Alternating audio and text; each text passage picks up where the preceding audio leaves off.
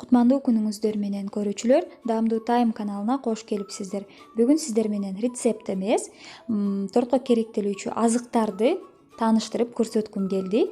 Муну менен мен сиздерге айткым келген нерсе, арзан гана азыктардан колдо, үйдө ишенимдүү, жада калса базардагы тортторго караганда 2 эсе арзан, андан сырткары салмагы да оор боло турган торт жасасаңыз болот. Дээрлик ушул азыктардан торт жасалат, бирок бул жерде ун менен кум шекер жетишпейт. Себеби үйдө болгон азыкты мен көрсөткөнүм жок. Бул атайын сиздерге көрсөтөм деп сатып алган азыктарым.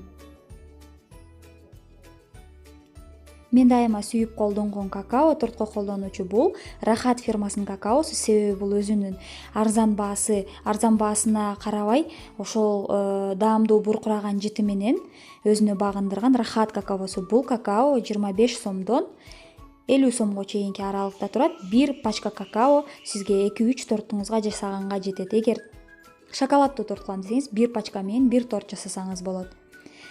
Экинчи азык бул сгущенное молоко.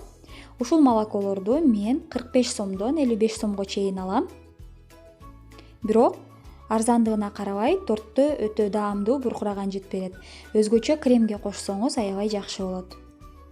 Сметана. Бул жерде мен дайыма колдонгон сметана 700 граммдык 20% сметана. Көрүп турганыңыздай 48 сомго алдым, бирок жерлерде 48 сомдон 60 сомго чейин баасы болушу мүмкүн.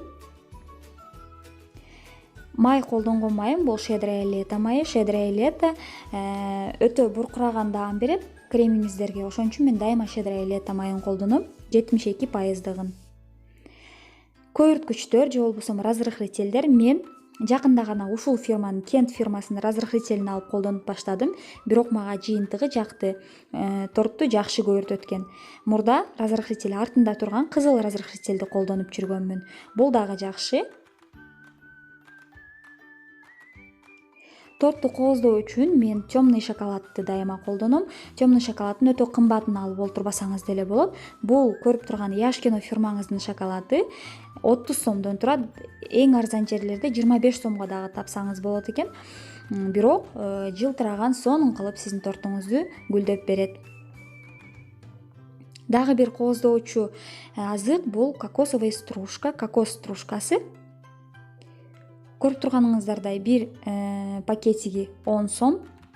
Эгер Рафаэлло тортун жасайм десеңиздер 2 пакет кетиши мүмкүн. Жон гана торту кооздойм десеңиздер, мына ушул бир пакетти колдонсоңуздар болот. Мунун даамы дагы жакшы. Өтө каттуу эмес, жумшак кокосовый стружка. Мен дайыма ушул фирманын кокос стружкаларын алып колдонуп үйрөндүм. Мага аябай жакты. Тортко буркураган жыт берүүчү бул ванилин. Ванилиндин өзүңүздөр көрүп тургандай артта турган Кент фирмасын мен дайыма колдоном. Себеби ушул фирманын ванилини мага өзгөчө буркураган жыт бергени менен жаккан.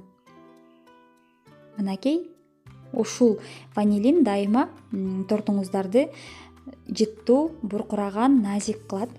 Жана да бул ванилин 5 сомдон турат. Башка жерлерде 10 сомго чейинки баа болушу мүмкүн. Бирок сиздер бар каражатты колдонсоңуздар боло берет. Мисалы магазинде бул ванилин жок болсо, башкасын алып деле колдонсоңуздар боло берет. Корицаны мен атайын американский булочки деп коет, синнабон деп. Ошону жасоо үчүн алдым.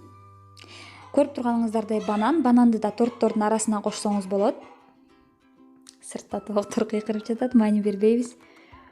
Жана жумуртка торттун эң керектүү биринчи азыгы. Бул жерде жогоруда айтып кеткендей ун менен кум шекер жок, жана сүт жок. Мен дайыма байкап көрсөңүздөр керек, менин рецепттеримден дайыма тортко кайнатылган заварной крем даярдайм. Ошол заварной кремдин эң башкы азыгы бул сүт, ун, жумуртка, анан сливочный май болот. Сыртта аба ырайы сонун. Мынакей баардык жемиштер гүлдөп баштаган кез. Баарыңыздарга жакшы маанай каалайм достор. Мына ушундай карантинде үйдө олтуруп көп нерселерди жасаганды үйрөнөлүк.